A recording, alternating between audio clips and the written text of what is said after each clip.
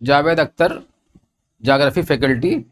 आज हम क्लाइमेटोलॉजी का जो टॉपिक पढ़ेंगे उसका नाम है इंसोलेशन, और ये क्लाइमेटोलॉजी का बड़ा इंपॉर्टेंट टॉपिक है। इंसोलेशन, इंसोलेशन इसको हिंदी में कहा जाता है सूर्य तप। इंसोलेशन, इंसोलेशन क्या है या सूर्य तप क्या है? अगर ये इसको हम सन माने, ये सन है,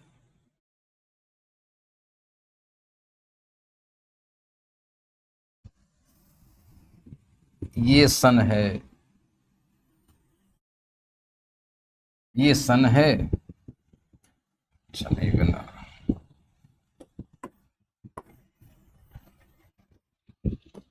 ये सन है। यहाँ पर जो रिएक्शन होती है उसका नाम है न्यूक्लियर फ्यूजन या नाभिकीय संलयन की प्रक्रिया।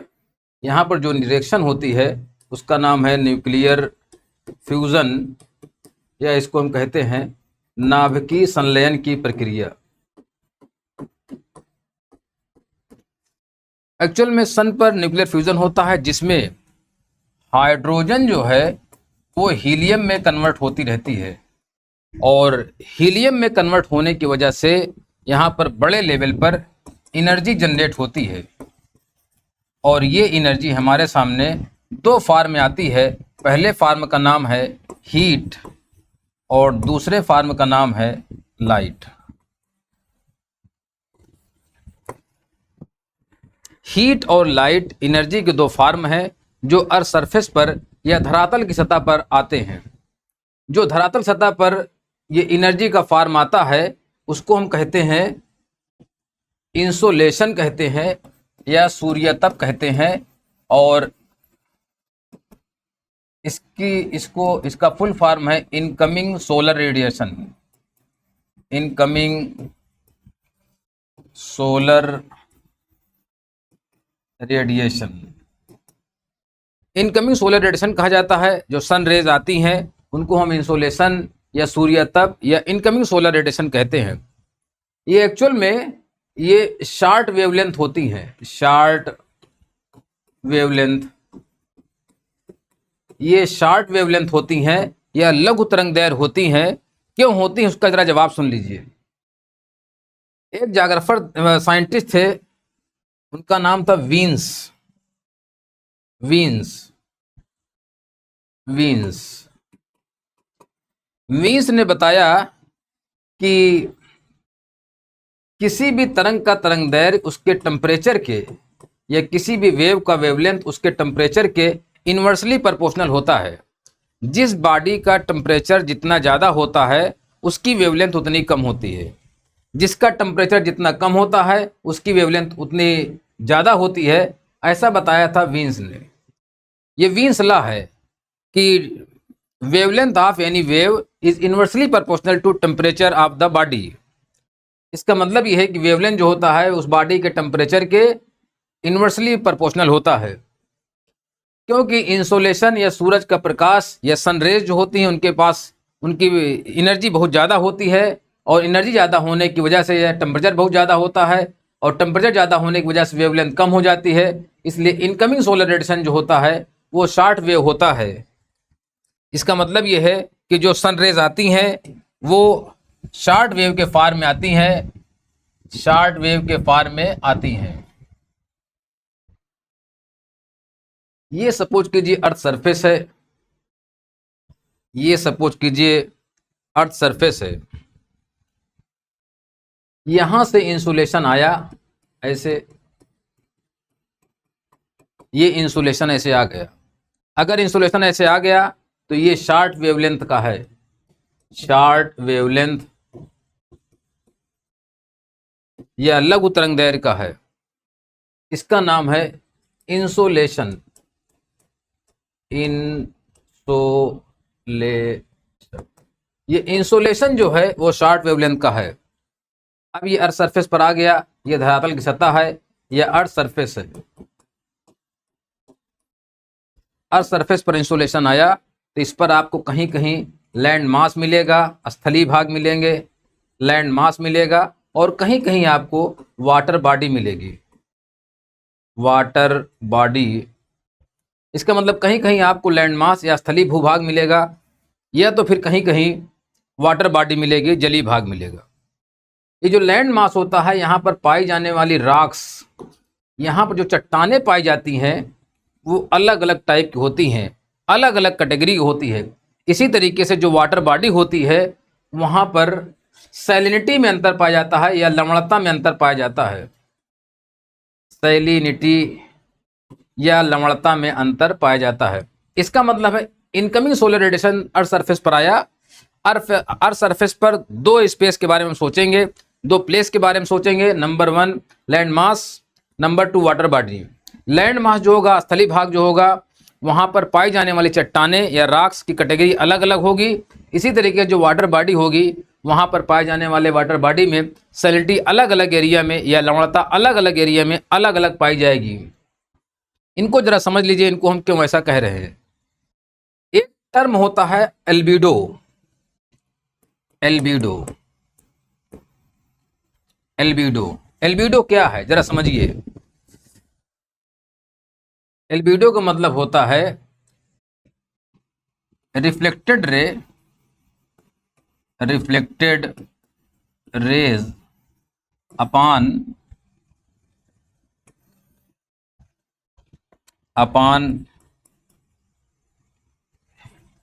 Incoming rays. परावर्तित किरण अपॉन आपतित किरण, reflected ray upon incoming rays. अगर इसको हम जरा चेक करें तो हर चट्टान का या हर रॉक्स का नेचर अलग अलग पाया जाता है, इसीलिए हर चट्टानों से रिफ्लेक्शन अलग अलग होगा। सपोज कीजिए अगर कोई आयरन का टुकड़ा यहाँ पर रख दिया जाए और सूखी लकड़ी, ड्राई वुड रख दिया जाए, आप देखेंगे कि जो आयरन का टुकड़ा होगा, आयरन का पार्ट जो होगा, वो जल्दी गर्म हो जाएगा, क्योंकि वहाँ पर रिफ्लेक्टेड रेज की जो क्वांटिटी होती है वो कम हो जाती है और वो ज़्यादातर हीट की क्वांटिटी को एब्जॉर्ब कर लेता है। इसी तरीके जो सूखी लकड़ी होगी उसमें रिफ्लेक्टेड रे की क्वांटिटी ज़्यादा पाई जाती है, इसीलिए वो जल्दी गर्म नहीं होता है। इसका मतलब ये है कि रिफ्लेक्टेड रे की क्वांटिटी जहाँ पर ज़्यादा होगी उसका टेम्परेचर उतना ही कम होगा।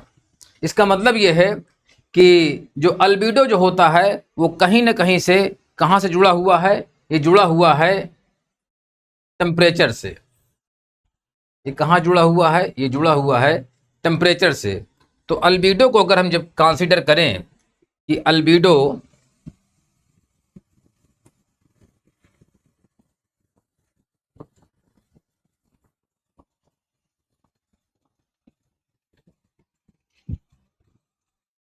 जो अल्बिडो होता है ये कहीं ना कहीं कहाँ जुड़ा हुआ है, टेम्परेचर से जुड़ा हुआ है।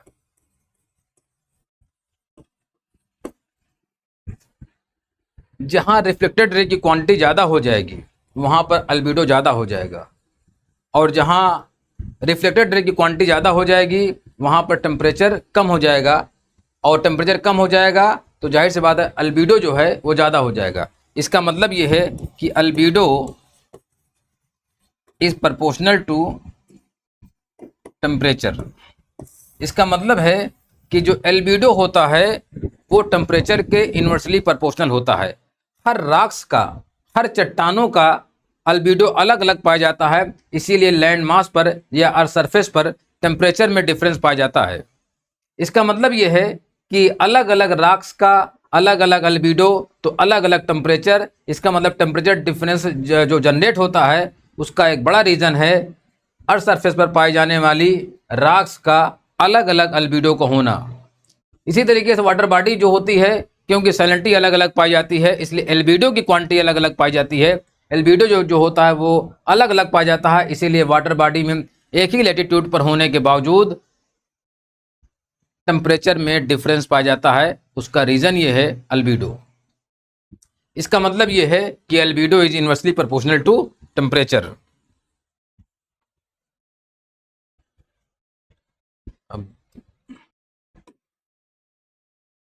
अब दूसरी बात है टेरेस्ट्रियल रेडिएशन क्या होता है। पार्थिव विकिरण, टेरेस्ट्रियल रेडिएशन, पार्थिव विकिरण क्या होता है। इसकी हिंदी है पार्थिव विकिरण, पार्थिव विकिरण या टेरेस्ट्रियल रेडिएशन।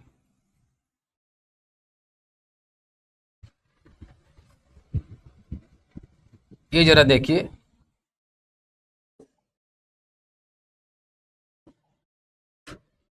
इंसुलेशन आ गया, ये इंसुलेशन आ गया, ये अर्थ सरफेस है, यहां पर अर्थ सरफेस पर पड़ा। अब ये बॉडी क्या हो गई, गर्म हो गई, ये अर्थ सरफेस क्या हो गया, गर्म हो गया। और जब इंसुलेशन रात को कैंसिल होगा तो ये बॉडी जितनी हीट हुई रहती है उस हीट से दोबारा रेडिएशन करेगी। जो अर्थ सरफेस से जो रेडिएशन होता है इसको हम कहते हैं टेरेस्ट्रियल रेडिएशन, टेरेस्ट्रियल रेडिएशन, या इसको हिंदी में कहते हैं पार्थिव विकिरण। क्योंकि इसकी एनर्जी इंसुलेशन के कंपैरिजन में कम होती है, इसीलिए इसको जो है लॉन्ग वेव कहा जाता है। ये लॉन्ग वेव कहलाती है, ये लॉन्ग वेव के फॉर्म होती है। इसका मतलब ये है कि इंसोलेशन जो होता है, जो सूरज से प्रकाशीय किरणें आती हैं वो शॉर्ट वेव के फॉर्म होती हैं, और जो पार्थिव विकिरण होता है या टेरेस्ट्रियल रेडिएशन होता है वो लॉन्ग वेव के फॉर्म होता है। ये दोनों में डिफरेंस है। इसका मतलब है कि यही इंसोलेशन और सरफेस पर टेम्परेचर का डिस्ट्रीब्यूशन करता है, और टेम्परेचर का डिस्ट्रीब्यूशन डिपेंड करता है इंसोलेशन के डिस्ट्रीब्यूशन पर या सूर्य तप के वितरण पर। तो जो टेम्परेचर का, जो इंसोलेशन का डिस्ट्रीब्यूशन है वो कहाँ से कंट्रोल होता है, उसको जरा देखिए।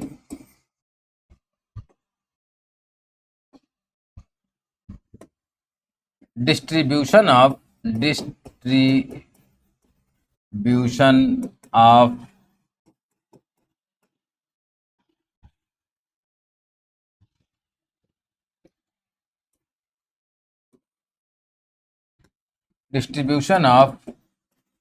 इंसोलेशन, इंसोलेशन का डिस्ट्रीब्यूशन कैसा होता है जरा देखिए।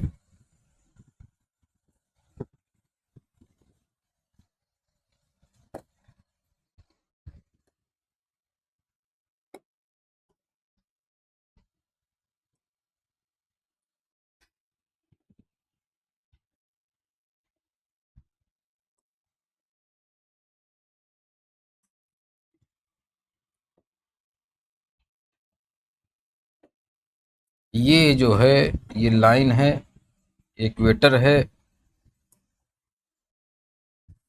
ये इक्वेटर है, ये ट्रॉपिक ऑफ कैंसर है, ये ट्रॉपिक ऑफ कैप्रिकॉर्न है। ये पूरा ग्लोब है, मीन्स अर्थ है। ये इक्वेटर है, इक्वेटर है, या इसको विषुवत रेखा कहा जाता है। ये ट्रॉपिक ऑफ कैंसर है, ट्रॉपिक ऑफ कैंसर है, या इसको कर्क रेखा कहा जाता है। ये ट्रॉपिक ऑफ कैप्रिकॉर्न है, कैप्रिकॉर्न है।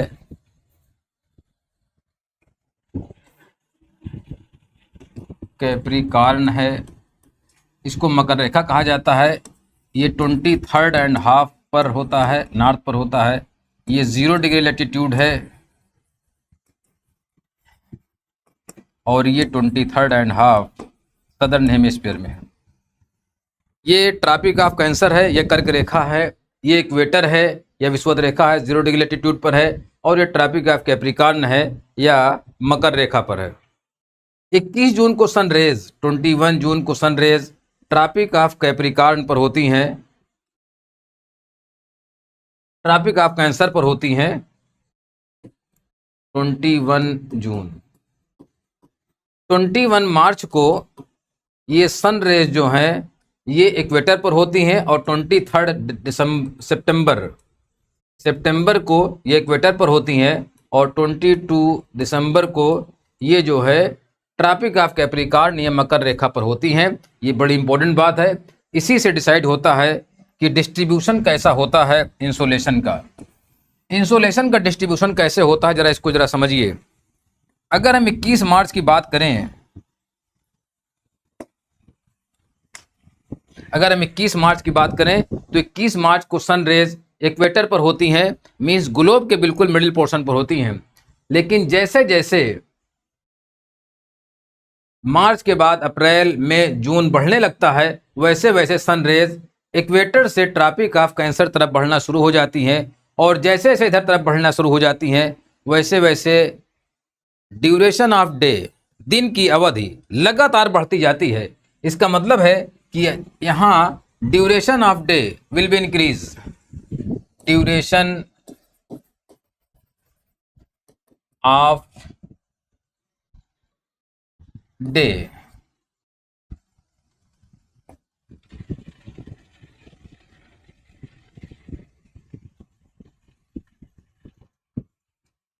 जैसे जैसे ये ट्रॉपिक ऑफ कैंसर तरफ बढ़ती जाएंगी, वैसे वैसे पहला काम क्या होगा, नॉर्दर्न हेमिस्फीयर में या उत्तरी गोलार्ध में duration of day will be increase, दिन की अवधि लगातार बढ़ती जाती है। इसके बाद 21 जून को सूरज की प्रकाश की किरणें या सन रेज ठीक ट्रॉपिक ऑफ कैंसर पर पहुंच जाती हैं, और ठीक ट्रॉपिक ऑफ कैंसर पर पहुंच जाएंगी तो जो दिन की अवधि है, जो डे का ड्यूरेशन है, दैट विल बी मैक्सिमम, वो मैक्सिमम हो जाएगा। कब होगा? 21 जून को। इसीलिए क्वेश्चन आता है कि कर्क रेखा पर या ट्रॉपिक ऑफ कैंसर पर सबसे बड़ा दिन कब होता है? तो लार्जेस्ट डे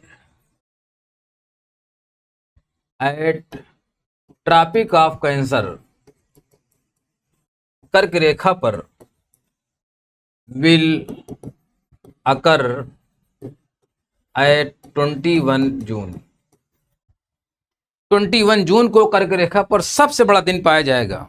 दूसरी बात, पूरे नॉर्दर्न हेमिस्फीयर में डे का ड्यूरेशन बढ़ जाएगा। ये इस बार यूपीएससी का क्वेश्चन है, आप चेक करिएगा, आपको दिखाई पड़ेगा कि दिन का ड्यूरेशन नॉर्दर्न हेमिस्फीयर में कब से कब तक मैक्सिमम होता है, तो आपको दिखाई पड़ेगा 21 मार्च से लेकर 21 जून तक। इसके बाद 21 जून के बाद ट्रॉपिक ऑफ कैंसर शिफ्ट होना शुरू हो जाती हैं इक्वेटर की तरफ, और जैसे जैसे इक्वेटर तरफ शिफ्ट होना शुरू हो जाती हैं वैसे वैसे ड्यूरेशन ऑफ डे कम होने लगता है, और ये 23 सितंबर को ही आ जाती हैं इक्वेटर पर। इक्वेटर पर जब आ जाती हैं तो 21 मार्च और 23 सितंबर को पूरी दुनिया में दिन और रात, डे और नाइट सेम हो जाते हैं, मीन्स इक्वल हो जाते हैं, और इक्वल हो जाने की वजह से दोनों हेमिस्फीयर में इंसोलेशन की क्वांटिटी सेम हो जाती है। इसका मतलब है कि 21 मार्च और 23 सितंबर दो ऐसी डेट हैं जब insolation distributed in both hemisphere, insolation distributed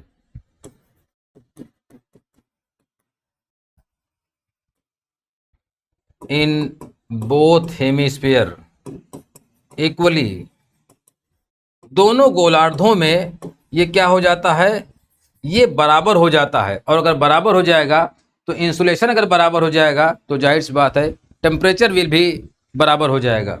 इसी तरीके से 22 दिसंबर को सन रेज कहाँ चमकती हैं? ट्रॉपिक ऑफ कैप्रिकॉर्न पर लंबवत चमकेंगी, और ट्रॉपिक ऑफ कैप्रिकॉर्न पर लंबवत अगर चमकेंगी तो जाहिर सी बात है सदर्न हेमिस्फीयर में दिन की ड्यूरेशन बढ़ जाएगी, और दिन की ड्यूरेशन बढ़ जाएगी और इंसुलेशन बढ़ जाएगा तो तापमान भी बढ़ जाएगा। इसका मतलब है कि ये डिपेंड करता है डिस्ट्रीब्यूशन ऑफ इंसुलेशन, या इंसुलेशन का डिस्ट्रीब्यूशन डिपेंड करता है कि सन रेज की शिफ्टिंग कैसे कैसे हो रही है। तो सन रेज की शिफ्टिंग जरा जान लीजिए।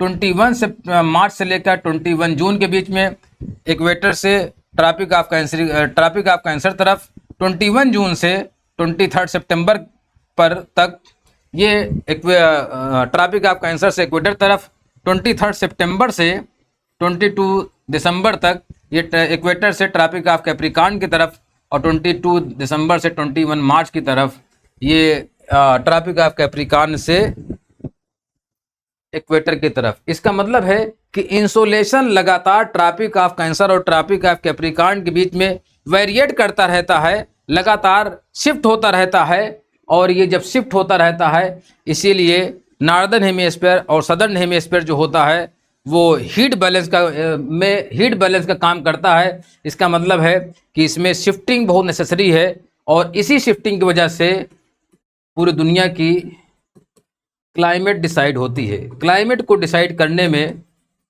सबसे बड़ा रोल है सन रेज की शिफ्टिंग। तो सन रेज की शिफ्टिंग जो होती है वो क्लाइमेट को भी डिसाइड करती है, क्योंकि ये टेम्परेचर को डिसाइड करती है और टेम्परेचर जो है क्लाइमेट का एक कंपोनेंट है। इसके बाद हम आगे चलते हैं और देखते हैं डिस्ट्रीब्यूशन ऑफ फैक्टर्स कंट्रोलिंग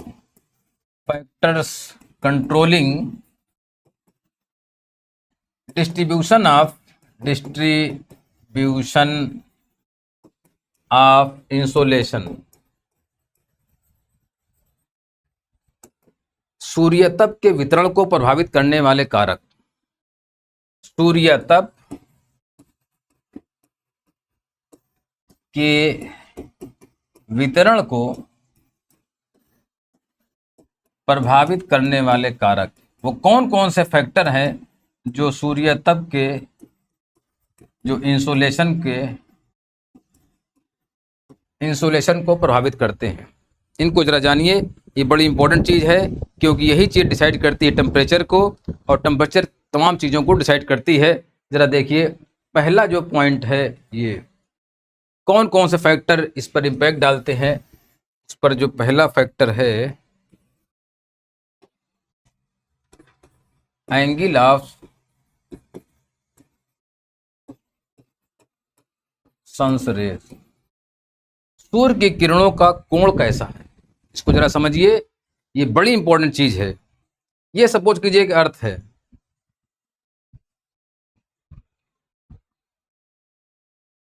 ये अर्थ है,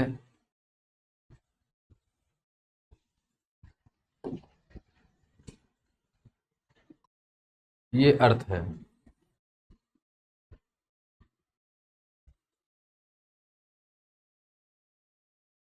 ये अर्थ है, ये अर्थ है, ये सन है, it is sun and it is अर्थ,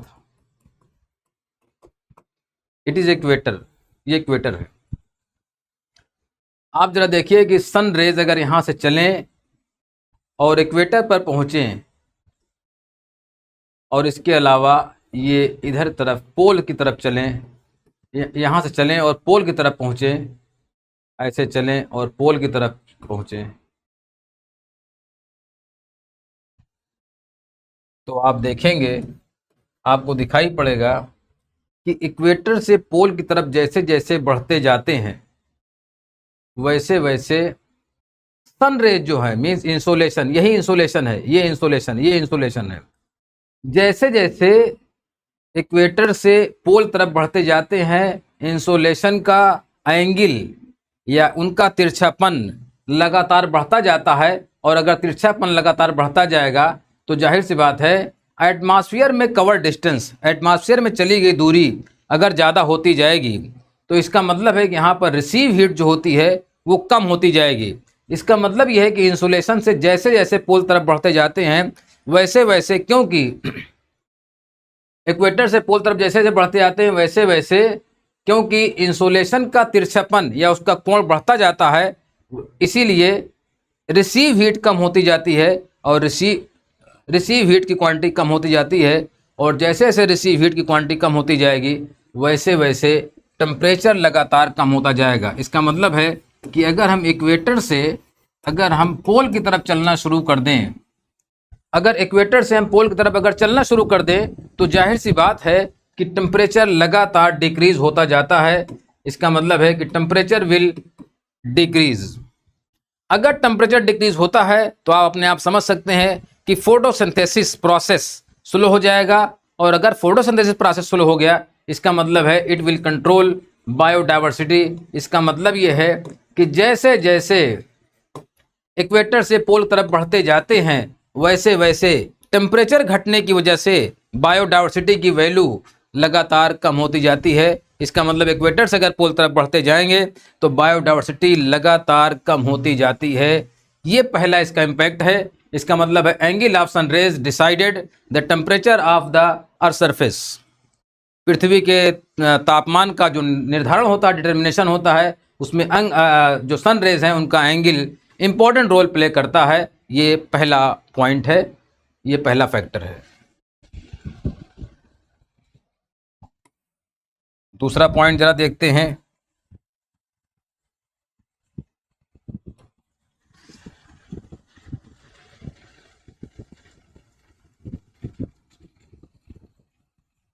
दूसरा पॉइंट क्या है?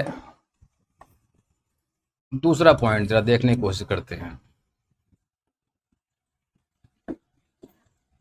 दूसरा पॉइंट क्या है? Length of day. Length of day, दिन की अवधि, लेंथ ऑफ डे डिसाइड करती है कि इंसुलेशन कैसा होगा। आप जरा फील करिए, अगर हम 21 मार्च से लेकर के 21 जून तक अगर हम बात करें, तो आप इसको चेक कर सकते हैं कि 21 मार्च से लेकर के ये मौजूद है, 21 मार्च से लेकर के 21 जून तक सन रेज इक्वेटर से ट्रॉपिक ऑफ कैंसर तरफ बढ़ती जाती हैं। और अगर ट्रॉपिक ऑफ कैंसर तरफ बढ़ती जाएंगी, इसका मतलब है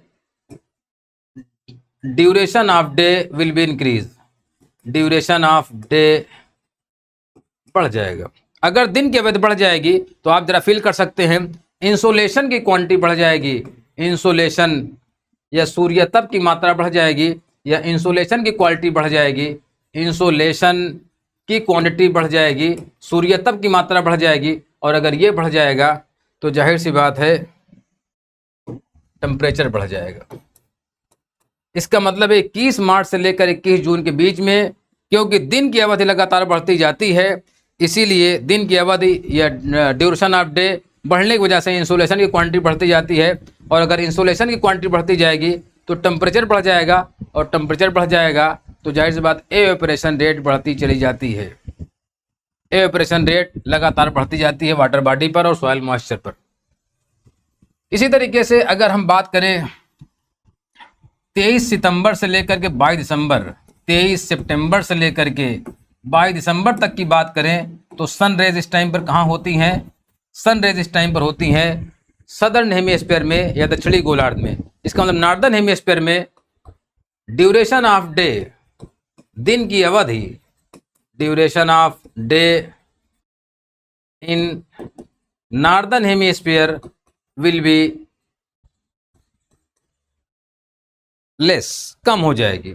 अगर duration of day will be less, कम हो जाएगी नॉर्दर्न हेमिस्फीयर में, तो टेम्परेचर क्या हो जाएगा? Temperature will also low, temperature भी कम हो जाएगा। इसका मतलब है 21 मार्च से लेकर के 21 जून के बीच में नॉर्दर्न हेमिस्फीयर में डे का ड्यूरेशन ज़्यादा होने की वजह से टेम्परेचर ज़्यादा होता है, क्योंकि इंसोलेशन ज़्यादा रिसीव होता है। इसी तरीके 23 सितंबर से लेकर 22 दिसंबर के बीच में डे का ड्यूरेशन क्योंकि कम होता जाता है नॉर्दर्न हेमिस्फीयर में, इसलिए टेम्परेचर लगातार कम होता जाता है। ये दूसरा फैक्टर है। तीसरा फैक्टर जो है वो है distance from the ocean, distance from the ocean, सागरों से दूरी, महासागरों से दूरी। आप इस बात को समझ सकते हैं, जहां पर सी या ओशन पाए जाते हैं, सागर या महासागर पाए जाते हैं, वहां पर टेम्परेचर थोड़ा सा कम हो जाता है। उसका जवाब ये है क्योंकि वहां पर लैंड ब्रीज और सी ब्रीज, स्थल समीर और समुद्री समीर दिन और रात अल्टरनेट ऑर्डर में चलती रहती हैं। इसीलिए जितना ओशन का कोस्टल एरिया होता है वहाँ पर टेम्परेचर न तो बहुत ज़्यादा होता है और न ही बहुत कम होता है। इसका मतलब है ओशन से डिस्टेंस किसी लैंड मास की कितना है, ये भी डिसाइड करता है कि इंसुलेशन का क्या इम्पैक्ट होगा। इसका मतलब ये है कि अगर distance from ocean will be increase, अगर ये डिस्टेंस अगर इंक्रीज कर जाती है तो टेम्परेचर लगातार क्या हो जाएगा? बढ़ता जाएगा। और डिस्टेंस बिल्कुल नज़दीक होगा, बिल्कुल क्लोज होगा, तो डिस्टेंस अगर कम हो जाएगी तो टेम्परेचर क्या हो जाता है? कम हो जाता है। और दोनों का जवाब ये है कि ऐसा क्यों होता है। उसका जवाब ये है क्योंकि यहाँ पर लैंड ब्रीज या स्थल समीर स्थल समीर और समुद्री समीर या सी ब्रीज। समुद्री समीर लगातार चलती रहती हैं। समुद्री समीर लगातार चलती रहती हैं। लैंड ब्रिज और सी ब्रिज चलने की वजह से यहाँ का टेम्परेचर बहुत ही नॉर्मल होता है, ना बहुत ज़्यादा घटता है और ना बहुत ज़्यादा कम होता है, ना तो बहुत ज़्यादा होता है। बस सिर्फ अगर ओशन से डिस्टेंस बढ़ती जाएगी तो टेम्परेचर बढ़ता जाएगा और डिस्टेंस कम होती जाएगी तो टेम्परेचर कम होता जाएगा, मीन्स टेम्परेचर मेंटेन रहेगा। इसके बाद का जो टॉपिक है वो है चौथा पॉइंट जो है, फोर्थ पॉइंट। ये क्या है जरा देखिए, चौथा पॉइंट।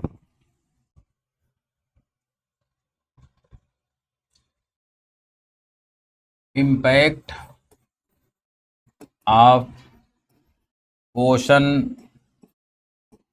करंट्स। महासागरीय धाराओं का भी इम्पैक्ट पड़ता है ये टेम्परेचर या इंसोलेशन के डिस्ट्रीब्यूशन में। इन पर भी इनका इम्पैक्ट देखा जा सकता है।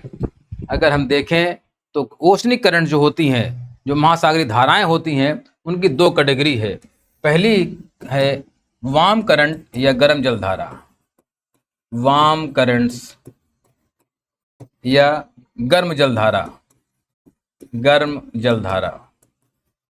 और दूसरा है कोल्ड करंट्स या ठंडी जलधारा। गर्म जलधारा और ठंडी जलधारा, इसको आप समझ सकते हैं। जिस भी कोस्टल रीजन के पास, जिस भी तटीय क्षेत्र के आसपास अगर गर्म जलधारा फ्लो करेगी, वहां टेम्परेचर क्या हो जाएगा, ज्यादा हो जाएगा। और अगर जहां पर ठंडी जलधारा बहेगी, वहां पर टेम्परेचर क्या हो जाएगा, कम हो जाएगा। इसके दो एग्जाम्पल देख लीजिए। जहां पर गर्म जलधारा होती है, जैसे सबसे बड़ी बेस्ट एग्जाम्पल है gulf stream. Gulf stream northern Atlantic ocean में, उत्तरी अटलांटिक महासागर में चलने वाली गर्म जलधारा है, जो वहां के कोस्टल रीजन्स के टेम्परेचर को बढ़ा देती है। इसके टेम्परेचर को क्या करती है, बढ़ा देती है।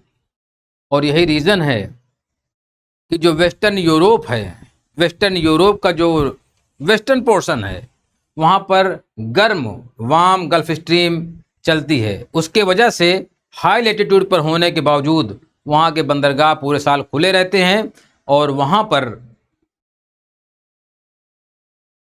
जो क्लाइमेट होती है उस पर अपना इम्पैक्ट डालते हैं, क्योंकि टेम्परेचर को चेंज कर देते हैं। टेम्परेचर चेंज होने की वजह से ही वहाँ की क्लाइमेट बदल जाती है। और अगर हम इसको चेक करना चाहें तो हम सेम लैटिट्यूड पर, अगर लैटिट्यूड सेम हो और अगर ये नॉर्थ अमेरिका हो और ये अगर यूरोप हो, अगर सेम लैटिट्यूड पर बात करें तो यहाँ पर अगर गर्म जलधारा चल रही है, वार्म करंट चल रही है और यहाँ पर कोल्ड करंट चल रही है जिसका नाम लेब्राडोर है, तो आप चेक कर सकते हैं कि यहाँ पर गर्म जलधारा चलेगी तो यहाँ पर सागर का पानी या ओशन वाटर ये फ्रीज नहीं होगा, जमेगा नहीं और पूरे साल बंदरगाह काम करते रहेंगे। लेकिन यहाँ पर अगर लेब्राडोर जैसी कोल्ड करंट चलेगी, यहाँ पर जैसे कनाडा का न्यूफाउंडलैंड है, वहाँ पर लेब्राडोर करंट चलती है और ये कोल्ड करंट है, इसके चलने की वजह से वहाँ पर टेम्परेचर कम होता जाता है। इसीलिए यहाँ पर बंदरगाह अक्सर जम जाते हैं या फ्रीज हो जाते हैं, जबकि यहाँ बंदरगाह नहीं जमते हैं और यहाँ की क्लाइमेट बदल जाती है। ये सवाल यूपीएससी का है कि आप बताइए कि जलधाराएं या ओशनिक करंट्स कैसे किसी तटीय क्षेत्र की जलवायु पर अपना इम्पैक्ट डालती हैं। तो आप दो जलधाराओं का एग्जाम्पल ले करके इसको लिख सकते हैं कि अगर वार्म करंट होगी तब इसका इम्पैक्ट क्या होगा और कोल्ड करंट होगी तब इसका इम्पैक्ट क्या होगा। इसका मतलब है कि जलधाराओं का भी इम्पैक्ट पड़ता है, जलधाराओं पर भी इसका इम्पैक्ट पड़ता है कि वो कैसे किसी तटीय क्षेत्र के तापमान को प्रभावित करती हैं या उस पर अपना इम्पैक्ट डालती हैं। पांचवा पॉइंट है distance between earth and sun.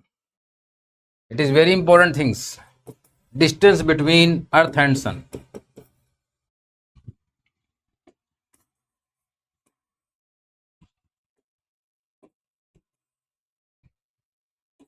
Distance between earth and sun. हम आपको बताएं, अर्थ जो होती है मीन्स कोई भी प्लेनेट जो होता है किसी स्टार के चारों तरफ एलिप्टिकल पाथ पर, एलिप्टिकल दीर्घवृत्ताकार पथ पर चक्कर लगाता है। ये बड़ी इंपॉर्टेंट चीज है, एलिप्टिकल पाथ होना चाहिए, दीर्घवृत्ताकार पथ पर चक्कर लगाता है। और अगर दीर्घवृत्ताकार पथ पर चक्कर लगाता है तो वो पथ कैसा होता है, जरा देखिए, ये है,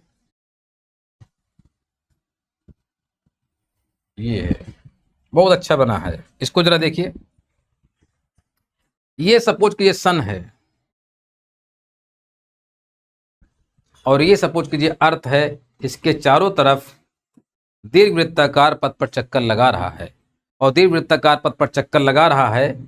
तो एक ऐसी कंडीशन आएगी कि जब अर्थ और सन दोनों के बीच की डिस्टेंस मैक्सिमम हो जाएगी, और एक ऐसी कंडीशन आएगी कि जब अर्थ और सन के बीच की डिस्टेंस जो होती है वो कम हो जाएगी। इसका मतलब ये है कि एक बार इसकी डिस्टेंस कम हो जाएगी और एक बार इसकी डिस्टेंस जो है वो ज़्यादा हो जाएगी।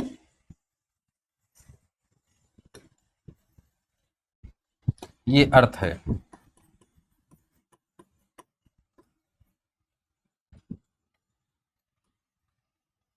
चलिए, ये जो डिस्टेंस मिनिमम हो जाती है अर्थ और सन के बीच की वो 3 जनवरी को होती है, और जो मैक्सिमम डिस्टेंस होती है ये होती है 4 जुलाई को, 4 जुलाई को अर्थ और सन के बीच की डिस्टेंस मैक्सिमम हो जाती है, और 3 जनवरी को अर्थ और सन के बीच की डिस्टेंस मिनिमम हो जाती है। जो मिनिमम डिस्टेंस होती है दैट इज कॉल्ड पेरिहीलियन, इसको हम पेरिहीलियन कहते हैं या उपसौर कहते हैं, और इसके बीच की डिस्टेंस जब मैक्सिमम हो जाती है तो इसको कहा जाता है एपहीलियन। आप जरा चेक करिए, वेरी इंपॉर्टेंट थिंग्स। आप जरा सोचिए कि अगर 3 जनवरी को अर्थ और सन के बीच की डिस्टेंस कम हो जाती है तो पूरी दुनिया का टेम्परेचर सबसे ज़्यादा 3 जनवरी को होना चाहिए, मगर ऐसा नहीं होता है। उसका जवाब ये है, उसका जरा जवाब सुनिए, उसका जवाब क्या है। उसका जवाब ये है, 3 जनवरी को अगर आप चेक करेंगे तो आपको दिखाई पड़ेगा सन रेज ठीक ट्रॉपिक ऑफ कैप्रिकॉर्न पर होती है। यहाँ पर ये 22 दिसंबर है, 22 दिसंबर को अगर इसको हम ट्रॉपिक ऑफ कैप्रिकॉर्न माने, मकर रेखा माने ये बेल्ट को, अगर इसको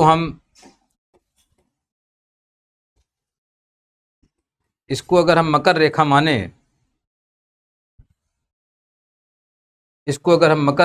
तो 22 दिसंबर को सूरज के प्रकाश किरणें मकर रेखा पर 3 जनवरी को इसी के आसपास रहती हैं। और आप जानते होंगे कि इसी टाइम पर 3 जनवरी को ही अर्थ और सन के बीच की डिस्टेंस कम हो जाती है। इसका मतलब इंसोलेशन की क्वांटिटी बढ़ जाती है। अगर इंसोलेशन की क्वांटिटी बढ़ जाती है तो क्यों सदर्न हेमिस्फीयर का टेम्परेचर सबसे ज़्यादा क्यों नहीं होता है। और अगर आप जानते हैं तो आपको पता होगा कि पूरी दुनिया में हाईएस्ट टेम्परेचर का जो रिकॉर्ड किया जाता है वो नॉर्दर्न हेमिस्फीयर में किया जाता है, और ख़ास करके डेजर्ट एरिया में किया जाता है। आप चेक करिएगा, आपको दिखाई पड़ेगा highest temperature is recorded in the northern hemisphere. उसका जवाब ये है क्योंकि इनके अर्थ और सन के बीच की डिस्टेंस मिनिमम होने के बावजूद,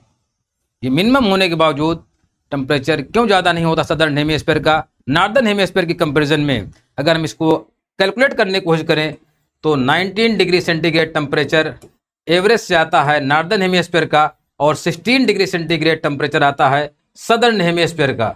आप जरा देखिए कि सदर्न हेमिस्फीयर का टेम्परेचर कम है, जबकि 3 जनवरी को 3 जनवरी को अर्थ और सन के बीच की डिस्टेंस मिनिमम हो जाती है, दैट इज पेरिहीलियन की कंडीशन होती है, तो टेम्परेचर ज़्यादा होना चाहिए, मगर ऐसा नहीं होता है। हम आपको बता दें क्योंकि नॉर्दर्न हेमिस्फीयर में लैंड मास डोमिनेंट है, स्थलीय भाग की प्रधानता है, जबकि सदर्न हेमिस्फीयर में वाटर बॉडी की प्रधानता है। आप इसको चेक करेंगे तो आपको दिखाई पड़ेगा कि नॉर्दर्न हेमिस्फीयर में जो वाटर का डिस्ट्रीब्यूशन है, वाटर, ओशनिक वाटर,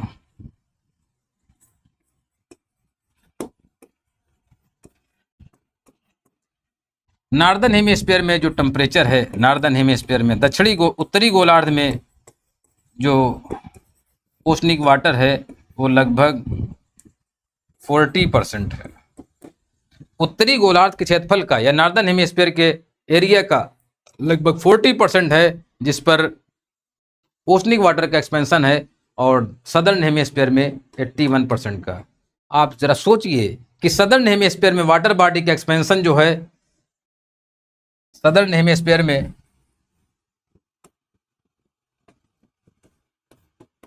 ये सदर्न हेमिस्फीयर है, सदर्न हेमिस्फीयर में वाटर बॉडी का ज़्यादा एक्सपेंशन होने की वजह से ही सदर्न हेमिस्फीयर का टेम्परेचर कम पाया जाता है, एवरेज टेम्परेचर कम पाया जाता है, जबकि नॉर्दर्न हेमिस्फीयर का टेम्परेचर ज़्यादा पाया जाता है। ये ज़रा देखिए,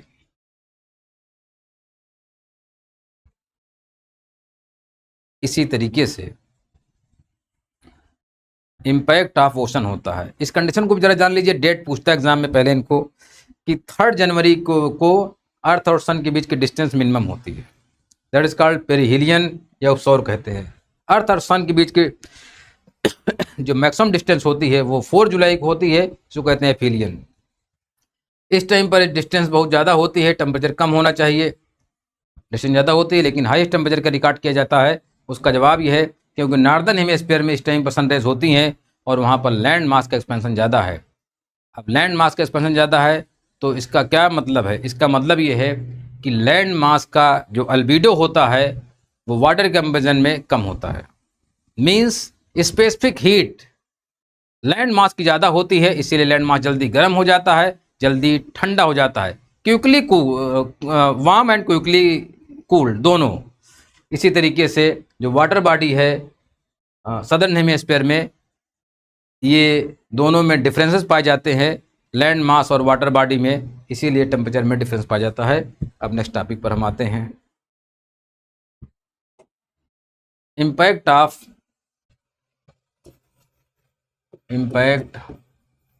ऑफ प्रिवेलिंग विंड्स,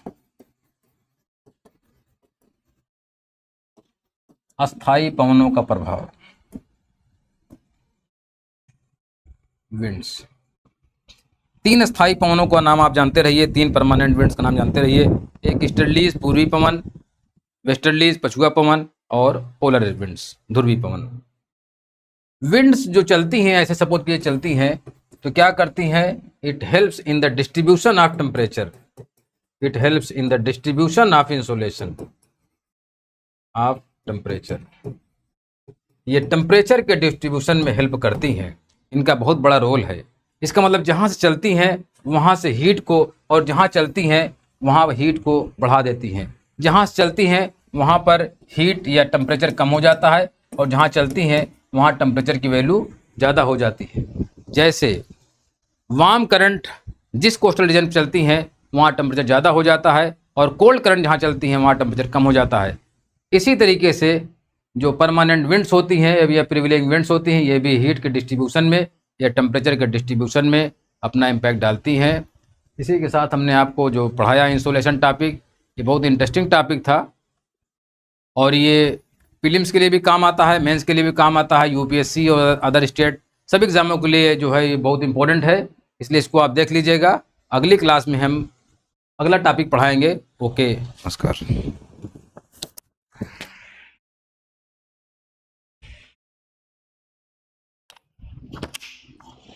बंद कर दीजिए।